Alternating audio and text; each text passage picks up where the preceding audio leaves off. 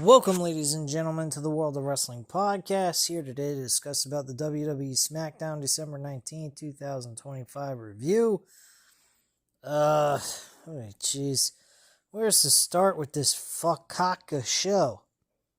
Yeah, I said it. Oh, shit.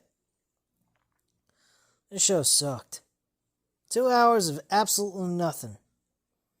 A little bit of here, something that was good was the Cody Rhodes, Drew McIntyre segment. I thought that was pretty good with the vignette video that they did, but they had to throw in fucking music, which I thought was retarded. I think that was totally unnecessary to do. For him to even show up at the man's house, that was trespassing technically, and trying to assault him. Technically, Cody shouldn't have been on SmackDown this past Friday at all.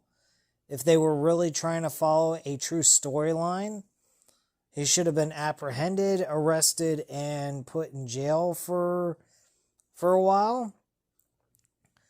They should have been throwing in lawsuits by Drew McIntyre and so forth. I mean, the whole thing is just absolutely out the window, insane. Logic completely gone. There, what happened on the Saturday night's main event show. Still can't get over John Cena tapping out. Think the whole thing was fucking retarded, and takes all the work that they put on John Cena's character and made it absolute dog shit. And him tapping out is just Gunther becoming Roman Reigns 2.0 for Triple H, because Gunther's his boy. That's all there is to it, guys. This is all favoritism. Nothing genuine, nothing real. It's all bullshit. Everything we watch, I'm starting to understand something, and I should have understood this a long time ago. No matter what we say, no matter what we do, no matter how much we hate the person, they're not going to change their minds. Their attitude is, you want to watch? Great. You want to complain? Don't watch. You don't like what we're offering? Don't watch. So people are listening. They're not watching. People are starting to go away in droves. People don't care about this product anymore. And I'll tell you why. Because there's no even playing field for anyone to elevate their careers. They're biased. They pick their favorites, and that is it. That's all this show is fucking about. I can tell that they don't want to push LA Knight, and they're not going to. I don't give a fuck what any report comes out and says, oh, LA Knight's got some positive news or that he's going to get a push in 2020. He ain't getting no fucking push in 2026. There ain't no fucking way he's getting pushed in 2026. I don't see him doing much of anything but maybe having some decent rivalries with some big names, and that is all. His career is fucking adios amigos. Done. He wins the Royal Rumble, I'll be surprised. I'll be happy. I'll have something positive to say about this company. This company plays favoritism all the time. I will admit one thing, AEW, they elevate stars that bring, intrigue to the product. MJF, he is a shoo-in for the World Championship at World's End this coming Saturday. If he does not win, there's something wrong here. There's definitely something wrong. I don't understand how the fuck you don't book him to win. So if he doesn't win, I don't know if I'm watching AEW anymore. Forget about reviewing the product ever again. I may not even watch it ever again. Because that is the biggest fucked up fucking mistake you possibly make. Probably worse than making John Cena tap out. MJF is hands down your number one star. You fucking give him that damn title. No doubt about it. They got nothing going on with Samoa Joe. Hangman Page's run with the world title the second time around was absolutely terrible. Complete and utter failure of a run, unfortunately, for Hangman Page. And yeah, just my thoughts on the AEW side of things, even though I don't cover it on the show yet. And hopefully they bring the world title to MJF, so I'll have a reason to tune in and give you guys reviews from here on out. Because in 2026, if they do the right thing by MJF, that's exactly what I'm gonna be doing. I'm gonna be covering AEW on this channel again. Alright, so the show kick-started with Damian Priest, talking about how last week on Smackdown, he and Ripley got the win against Damian Priest and Zelina Vega. He says now they can look at 2026, but as he is talking, out comes Zelina. She says he's such a hypocrite. She tells him that him thinking Rhea fighting his battles for him makes him a real man. She tells him that he didn't even get the win. She says that Priest cannot stand the fact that Alistair broke him. He made his decision and now they have to live with theirs, or more importantly, his. Then Aleister Black's music hits and Black hits Priest from behind. He hits Priest with right hands, but Priest with right hands. What the fuck? He hits Priest with right hands, but Priest with his right hands. Priest grabs Black, but Black with a kick and Priest to the outside. Black to the outside, but Priest lands the South of Heaven onto the ring apron, and Priest goes under the ring and grabs a table. Priest sets the table up, but Black grabs a steel chair and he hits Priest across the back with it. He pushes Priest into the ring post and he hits Priest, gets up, but Black with a spinning elbow to the face. Black gets onto the ring apron and he lands double knees onto Priest through the table. Then Black's music hits and out comes WWE officials. Wow. He also mentions how he thanks John Cena before all this occurred. And, sorry. Long day at work. Kind of tired. So, basically, they gave us about 10-15 minute segment of Damian Priest getting his ass kicked. And that's pretty much that. I'm going to be honest with you folks. If WWE feels no necessity to really want to go ahead and put any effort in these shows during Christmas time, why the fuck do you produce shows during Christmas time? I don't care if they're taped. I don't care if they're live. I don't give a shit. I care about watching a product that I'm watching that's trying to actually put effort in entertaining and getting the people's attention that watch their product. If you're not providing that, if you're not trying to do that, why are you here? That's my whole point behind that. I just don't get the fucking logic to produce a show and not actually put effort into producing it. To me, it makes absolutely no fucking sense. But hey, that's just me. I guess I'm a person with logic. Them, they're just here to make money and not give a flying fuck. They don't give a shit. So who cares? Okay, great. So I guess apparently I should just not give a shit. Anyway, we cut back to Brian Saxton, who's backstage with Nia Jax and Lash Legend. He mentions how Lash Legend had an upset win last week against Alexa Bliss. Nia stops him and Lash tells him that no matter how great Alexa is, she didn't stand a chance against her.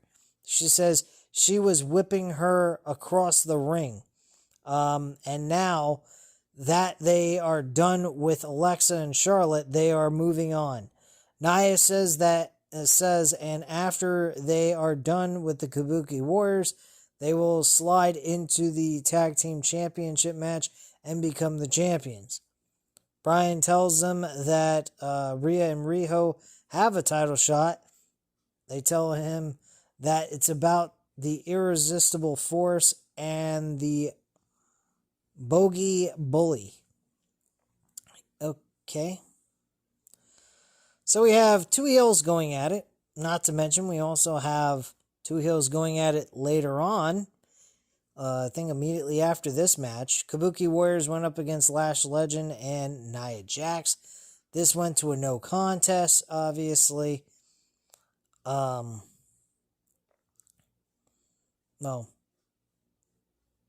They actually get the win. Nia hits the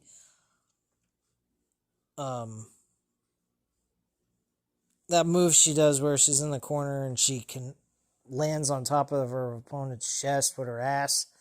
She does this to Zayn, gets the win, and there you go. I barely paid attention to the fucking match. Who cares?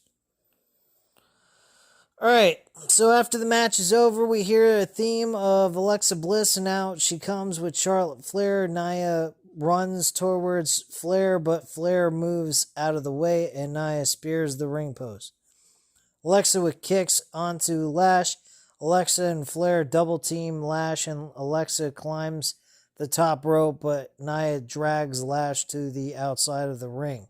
Alexa and Flair raise the women's tag team championships in the air. Wow. Big fucking whoop-de-doo on that. Anyway, moving on. We cut to Jackie Redmond, who is backstage. In comes Kiana James with Julia.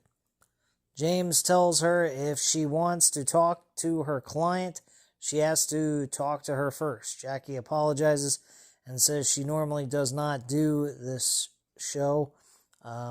She asks James if she can speak with Julia, and James says that she may. Jackie introduces Julia, and she tells Jackie that Chelsea wants to hide behind the Women's U.S. Championship. She says she will take on Alba Fire, but she tells Chelsea that time is running out.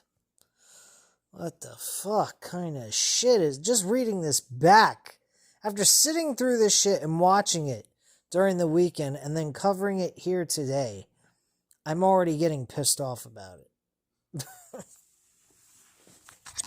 Anyway, they have a segment that I was talking about with Nick Aldis and Drew McIntyre sitting at his so-called quote-unquote home. This was to work out the terms and conditions of having Drew McIntyre return because Cody wants him back so he can finish their beef with each other over the championship. And pretty much the outcome of this is that he says that he's going to go ahead and reinstate him under one condition, and that's to... Oh, hold on, let me get to the point. Pretty much, Aldis tells him certain conditions for him to get a championship match and to return back, and he says, no, I'm not doing that. He says, one, the place is an unsafe working environment, and two, I want my championship match against Cody Rhodes. And he can't touch me at all until the match actually occurs. And Nick Aldis says he doesn't like doing that, but he will to appease Cody and go ahead and give him the match he's looking for. And that's pretty much what happened there. Then Cody shows up at his house, and Cody kind of made things a little bit more difficult than they had to be, and made Nick Aldis look like a lying sack of shit, as if he brought Cody with him when he never did that in the first place. Anyway, in the arena, Brian Saxon's backstage with Nick Aldis. He tells Brian that things have gotten out of control, or gotten out of hand. Aldis says that what Cody did was out of line, but is out of his hands because it didn't happen at a WWE event. In comes The Miz, and he talks about Saturday night's main event.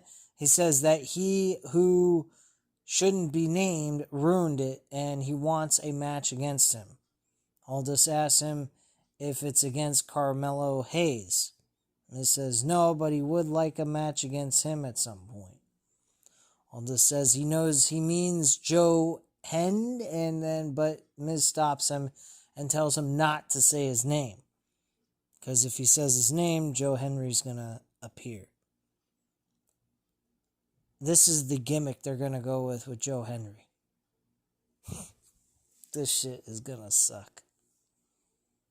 Joe Hendry is going to be a fucking comedy act. He's going to be doing things like R-Truth has been doing.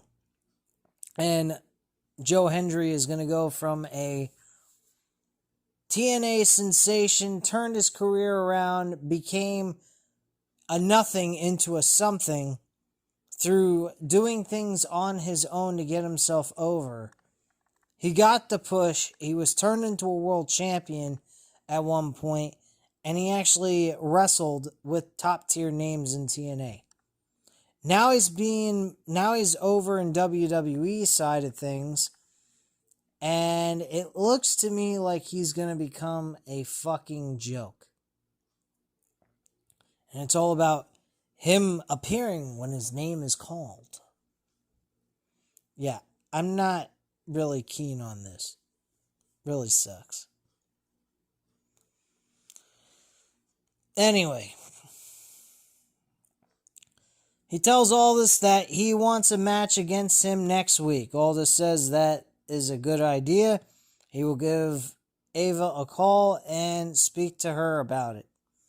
Aldis tells him in the meantime he can just say his name. And the Miz turns around and we see R-Truth. And he turns around like Joe Hendry and tells the Miz that he believes in Joe Pesci. Joe Pesci. What the he believes in Joe Pesci. This is what we're getting on a Friday night. You could spend your Friday nights going to a club with your girl and dancing and enjoying life. Sitting down at a bar and having a couple of brewskis. Going to the beach with your girl if it's warm enough where you're living. I mean, granted, right now, things the way they are with the temperatures, it's not really exactly that great of an idea, especially here in Florida anyway. Because Florida is just as cold as anywhere else, just not as cold. But it's not really the conditions to go sit at a beach, quite frankly.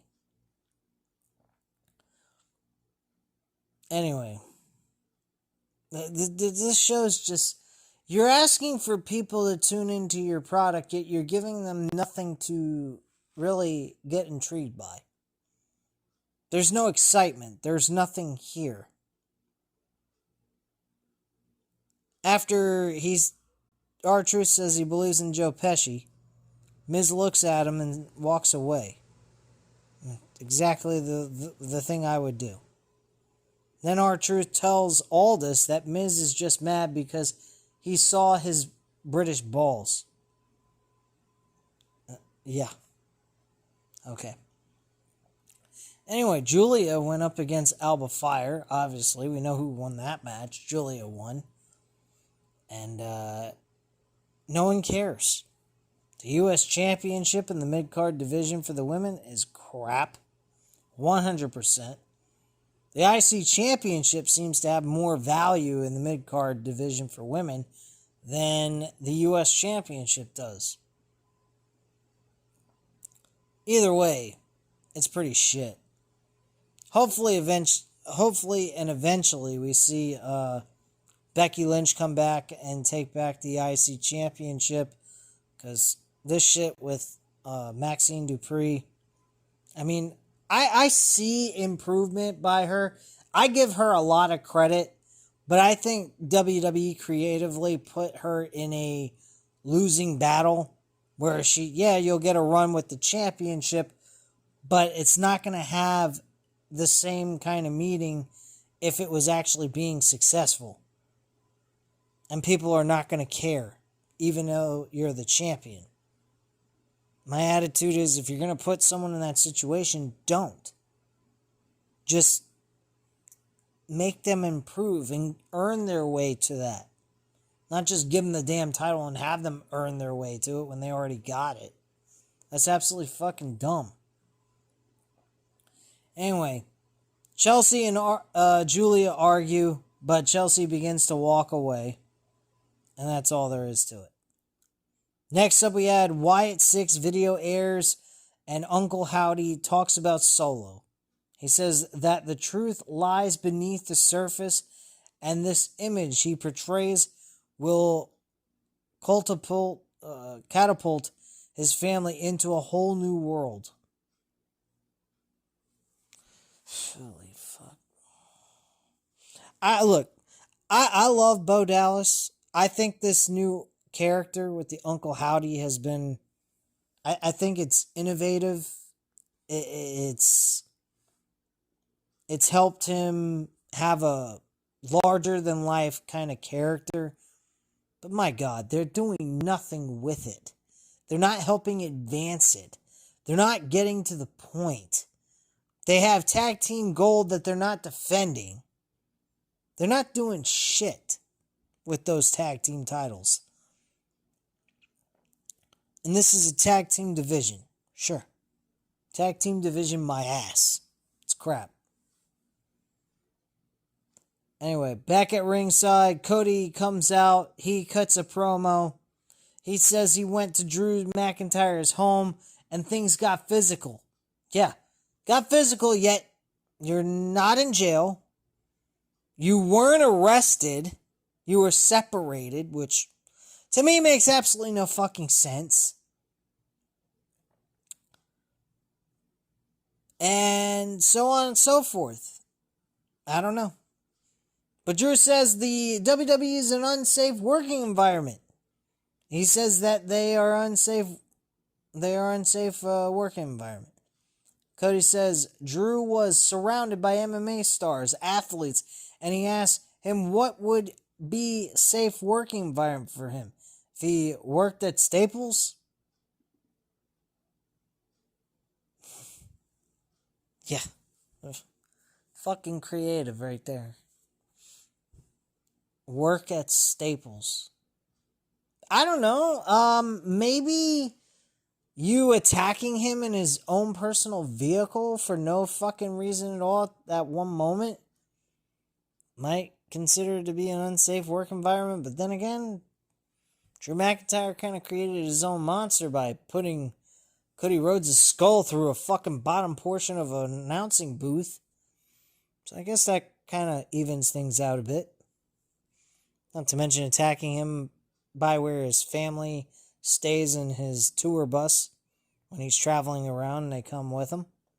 So, yeah, I guess it's pretty much even.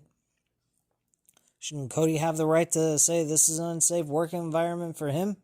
And that he shouldn't have the right to put his hands on him either? Until the match happens? I mean, this is all rinse and repeat, same old shit. He says what happened at Drew's house is a tenth of what should have happened in the ring. Out comes Nick Aldis. He tells Cody that Drew is claiming an unsafe working environment, and they both know this is a load of crap. But the problem is that when he showed up at his house and started a brawl, Cody made his point for him. And Aldis had to make a bad deal because Cody made him look like a liar. He tells Cody that yes, he is the champion QB1, but he's not above the law and he cannot help him with that.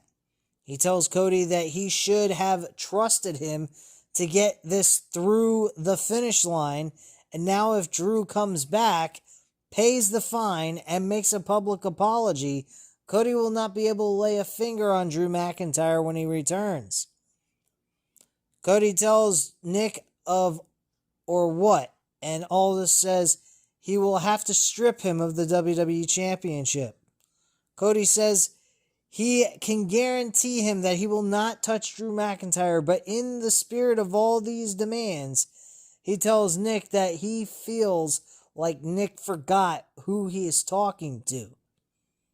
This was interesting, and I'll explain why after I read the promo.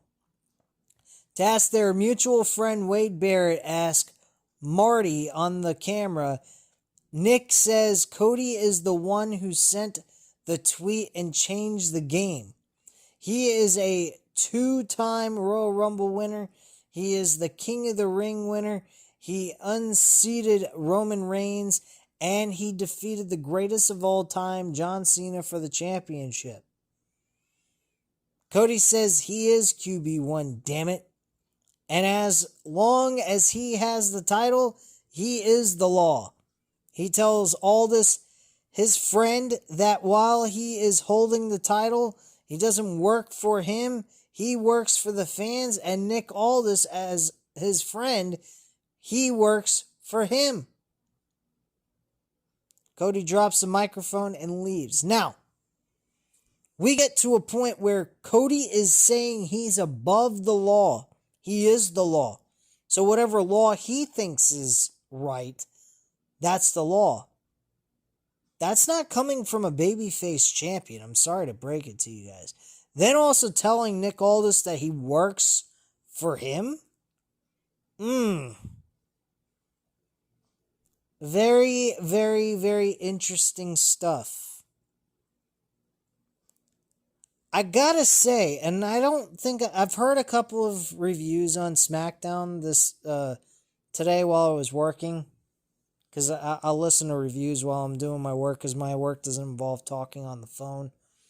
I do data entry work, so it's very easy for me to listen to videos and shit like that and hear reviews. And a lot of people have not pointed this out. Not even JD from New York 206, who I value very much on his wrestling opinions.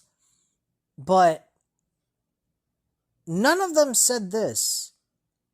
Who's to say that Cody Rhodes doesn't become a heel after this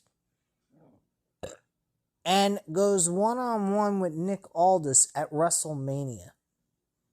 And Cody Rhodes becomes a heel, loses his championship to Drew McIntyre at the Royal Rumble. There was one person, Bobby Monsoon, who I just recently started listening to. Very funny dude, very loud, outspoken guy. Reminds me a little of JD from New York. He's pretty cool. And he doesn't have the same production value that JD has. But, man, the guy is very adamant about wrestling, loves the business, and just very vocal about his viewpoint and how he feels about how wrestling is being treated today. And he did state that there's a rumor he came across that there's a possibility they may come up with a 3 stages of hell match for the Royal Rumble for the championship. If that's the direction they go with this, fucking do it, please. And have Drew McIntyre win the fucking title already. I mean, I would love to see that. Will it happen? I don't know. But I'm starting to see Cody Rhodes slowly but surely turning more and more like having heel-like tendencies. He's cheated in his matches as a babyface.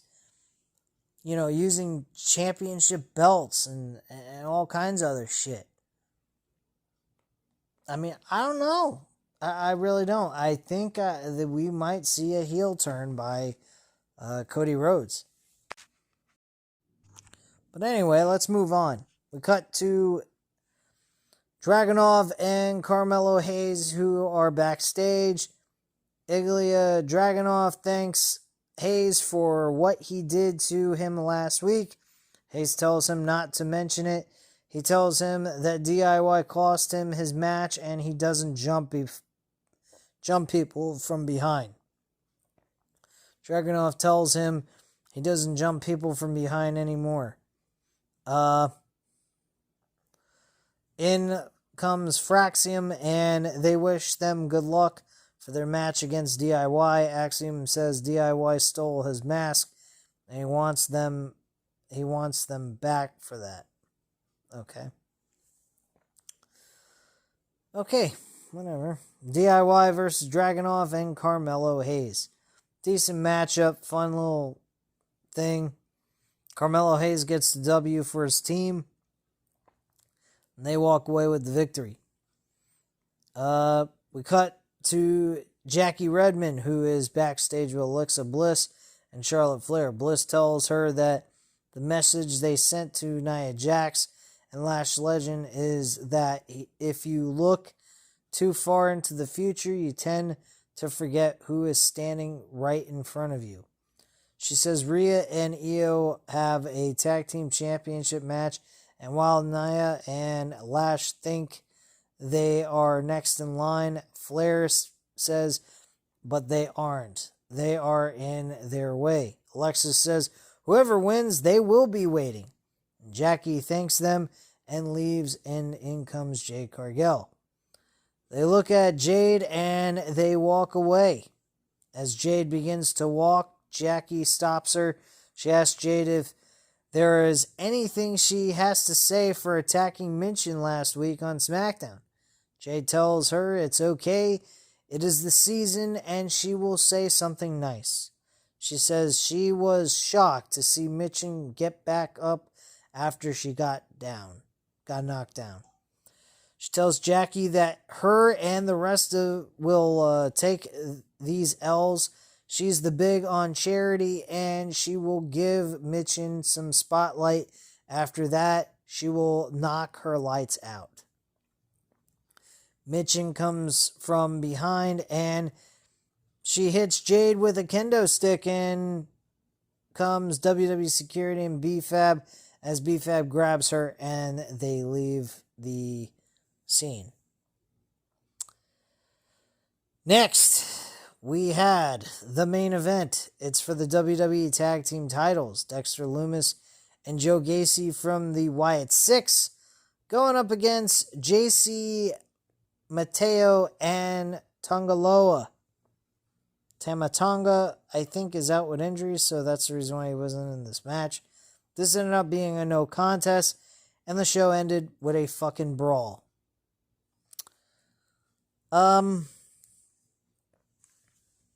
And that was it. That was the show. This show sucked. Plain and simple. If you're not here to put in effort, don't show up.